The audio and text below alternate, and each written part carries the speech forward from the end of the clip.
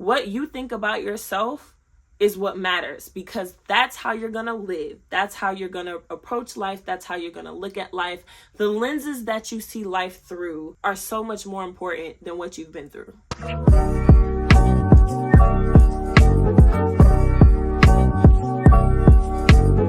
What's happening? It's your girl Mercedes Eileen. Welcome to my channel. Thank you so much for tuning in today. First off, I want to mention how this is a channel about faith, healing, and mental health. So if you like those topics, go ahead and hit that subscribe button. So today I'm giving you 4 lessons to navigate life's challenges as a 20-something. The first lesson is to have an anchor. Whether it's a specific person, or if it's a specific thing that you want, or if it's just a concept altogether that is really important to you and deep rooted, that keeps you motivated even when times get hard.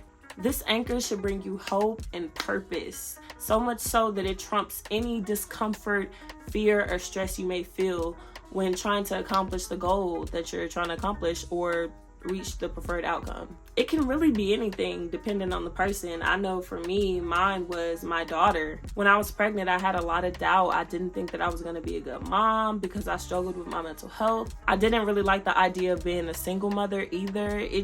Everything about having a child and being a mother when I was pregnant was unappealing, to say the least. But however it happened, I developed some type of anchoring of love and consideration for my daughter, to the point where I realized that it was up to me to be a good mom and provide the life for her that I wish I would have had as a child. Yes, my child was the first anchor that became deep rooted, but also very, very shortly after, my faith became that for me. If you go back and look at my first video on this channel, I talked about my experience when I was pregnant. I actually made the video when I was pregnant, but I talked about my experience of having that love for my daughter and going to get the help that I needed. And in getting that help, I met Jesus Christ for myself. And ever since that day, my spirituality, my faith, my religion has meant so much to me.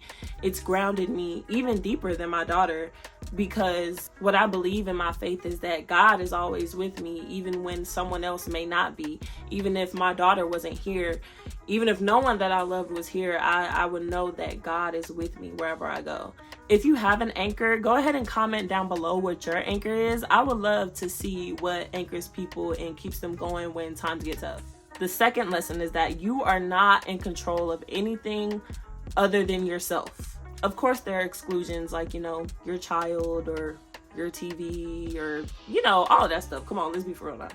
But as far as lifing and people outside of you, you don't have any control. We make plans and God laughs. And I understand, okay, for a lot of people, it's a fear of rejection. It's a history of a lack of control, maybe in your childhood, or maybe you were in an abusive relationship where you didn't have any control. But just know, trying to control everything is pretty much like a self-destruction button, because you're gonna go crazy, you're gonna get pissed off, you're gonna lose your mind trying to control other people in every outcome of every situation in your life. It's literally not possible. When I think about it, who said that your way was the best way? Why do you think that you're the only one who knows what's right and how things need to be?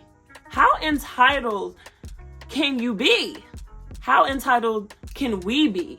I remember one time I heard a lady talking about how she felt about possibly not being here anymore and her child being left with his father. And she was like, who's gonna make his lunch just how he likes it? Who's gonna fold his clothes when they come out of the dryer like he likes them folded a certain type of way? Who's gonna do this? Who's gonna do that? And all I could think when she was saying that was how, I hate to use this word because it's so much of a buzzword now, but how narcissistic that train of thought was. I'm not calling her a narcissist. I'm saying the train of thought is narcissistic. To think that the way that you do things is the perfectly right and only way to do them. It's not reasonable, it's not realistic, and it's not productive. It's okay not to have the answers. It's okay not to know what to do. It's okay to ask others to help guide you into what direction you need to go to. Most importantly, you need to be asking the Holy Spirit what what to do. Okay, you need to pray to God, ask him what he wants you to do, ask him to send the Holy Spirit down to guide you. Okay, that's what's going to give you the most peace. As human beings, the best skills that we can possibly have are acceptance and adaptability. We have to learn to accept things and pivot. Accepting that things might not go the way that we want them to, accepting that situations might not have the outcome that we want. And sometimes it's accepting that someone else's way might be better than yours. And that's okay. It doesn't say anything about you as a person. It doesn't mean that you're inferior to the person that has the right answer. It just means in that moment they had the right answer. That's the purpose of diversity. That's the purpose of inclusion. That's the purpose of bringing multiple great intelligent minds together and creating something wonderful. Lesson 3, negative emotions are normal. This one is a bit personal for me because it's not something that I haven't always known. It's just that I didn't believe this, right? You can know something and not genuinely believe it deep down inside. Recently, I just went to group therapy and we were forced to watch the movie Inside Out 2. I'm not a big fan of animated movies. However, this day I didn't have any choice, so I had to watch the movie. And if you watched Inside Out 2, then you know that the leading theme of the movie is the fact that anxiety takes over and is pretty much ruining the main character's sense of self. And towards the end of the movie, and even like a little bit in the beginning, like it's sprinkled in the beginning, you see how anxiety is actually useful in some ways. That being said, negative emotions are okay. It's okay to be sad. It's okay to be angry. It's okay to have anxiety. It's okay to be envious. These are natural emotions that God gave us. They are there for a reason. Emotions are there to tell you something. So it's super important that we practice self-awareness. In this case, more so emotional awareness, being able to identify your emotions, where you feel these emotions, and why you're feeling this emotion.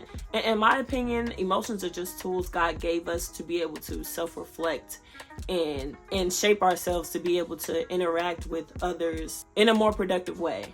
So what am I feeling? I'm feeling angry. Where do I feel the anger? I feel it in my head. Why am I feeling angry? I'm angry because my daughter's not doing what I asked her to do.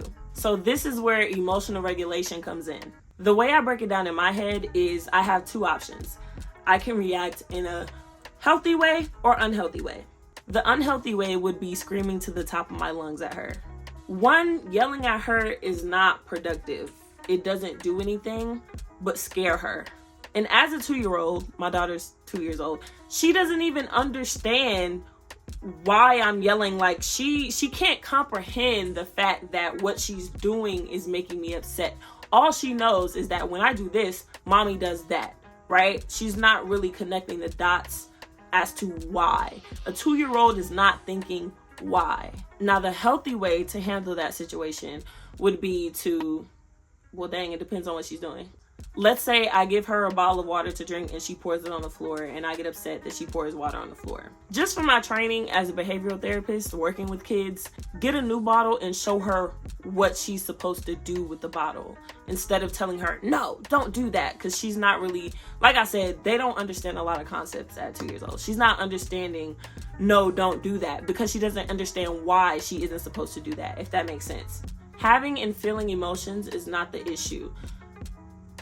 How you react is really what makes the difference. Also, just on an internal level, I experience really extreme emotions because I have bipolar disorder. If you haven't watched any of my previous videos, you may not know this. And I don't really talk about it in every video.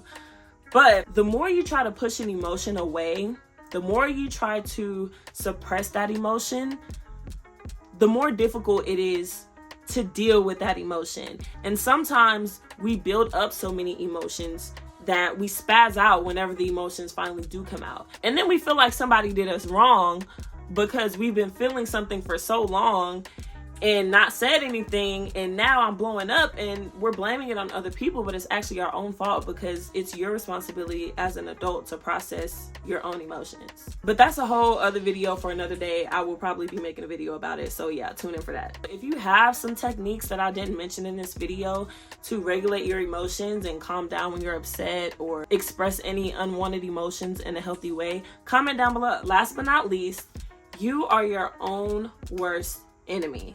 Regardless of the circumstances outside of disabilities, of course, as an adult, your quality of life is dependent on you. You cannot let your trauma consume and dictate your life. It is a recipe for disaster and misery. I kind of talked about this in I just made a video about trauma causing a fear of success. So yeah, that for example, if you haven't seen it, definitely go check it out after this video.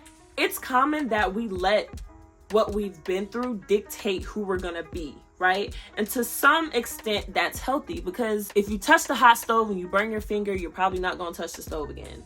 However, we can't approach life that way because most things are not monolithic. You are your own worst enemy.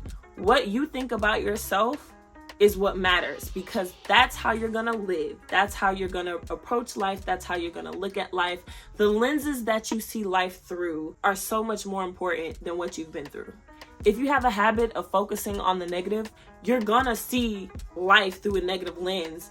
And when positive things happen, you're gonna have trouble acknowledging it and appreciating and embracing it, because I've mentioned before having a neurotic mindset and already having your mind preset as a default on what is wrong with this. How can I critique this? Not even necessarily how I can make it better, which is not so bad, but defeating yourself before you even start the game. The problem is it's really easy to get comfortable in this area. And once you get comfortable, it's hard to come out. I'm not gonna lie. I've been there before, okay? It's hard and it takes a lot of time and a lot of practice and a lot of self-awareness and a lot of self-work and a lot of spiritual work. And it's just like, it's hell. So you have to practice positive thinking. You have to have positive self-dialogue. That's where it starts. Thinking and believing great things about yourself. And then that rolls over into thinking and believing great things about others. So yeah, that's all I got, at least for today. Don't forget to comment down below if you have an experience with any of these lessons or any lessons that you feel like I might have missed. I'm pretty sure I'll make another video like this at some point. I really enjoyed making this one. Thank you so much for tuning in. Don't forget to subscribe if you've made it this far. And I can't wait to see what's in store for this channel and me finally getting to do what I'm passionate about, because I have the time to do what I'm passionate about. I will see you guys in the next video. Be blessed.